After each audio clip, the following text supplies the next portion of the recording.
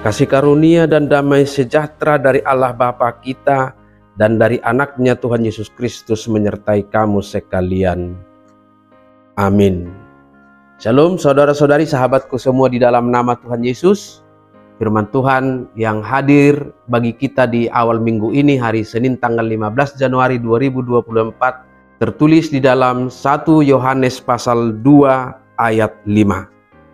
Mari sahabatku semua, kita simak dan renungkan firman Tuhan yang menjadi kekuatan dan inspirasi untuk menjalani hari ini demikian. Tetapi barang siapa menuruti firman-Nya, di dalam orang itu sungguh sudah sempurna kasih Allah. Dengan itulah kita ketahui bahwa kita ada di dalam Dia. Alaina mangaraduti hatana, nang tutuma gok haholongon ni rohani debata di bagasan ibana. Siani mata boto hita di bagasan ibana. Demikian firman Tuhan. Sahabatku semua, firman Tuhan hari ini mengajak kita untuk merenungkan kualitas hubungan kita dengan Tuhan. Yohanes membuat tolok ukur kualitas itu melalui ketaatan terhadap firman Tuhan. Ketika kita mematuhi dan mengikuti firman Tuhan, kita dapat merasakan kasih Tuhan yang sempurna dalam hidup kita. Kasih Tuhan yang sempurna dapat kita rasakan melalui adanya pengampunan, adanya penghiburan, kekuatan, dan semangat serta motivasi hidup, serta tuntunannya yang terus-menerus hadir dalam kehidupan kita. Kasih itu akan sungguh-sungguh hadir setiap saat dan menguasai hidup kita.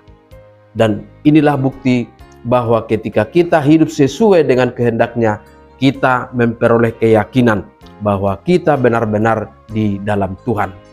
Ketaatan kepada firman Tuhan bukanlah tentang pemahaman intelektual atau kemampuan menafsirkan dan mampu menciptakan quotes-quotes dengan kalimat-kalimat indah dan kata-kata motivasi dari hasil tafsiran itu. Ketaatan kepada firman Tuhan adalah tentang menghidupi prinsip-prinsip yang ada di dalamnya lewat cara hidup dan tindakan kita setiap hari. Kita semua pasti ingat apa yang ditegaskan oleh Tuhan kita Yesus Kristus dalam Matius 7 ayat 21.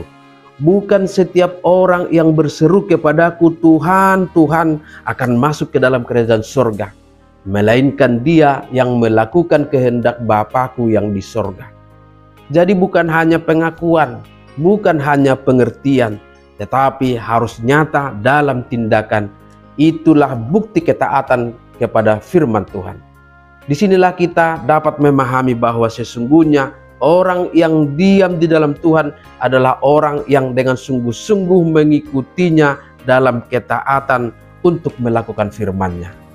Lewat firman Tuhan hari ini kita juga diingatkan tentang kecenderungan zaman yang membuat firman Tuhan menjadi hanya sebagai bahan diskusi semata, menjadi konsumsi perdebatan, bahkan tidak sedikit yang membuatnya menjadi konsumsi perasaan.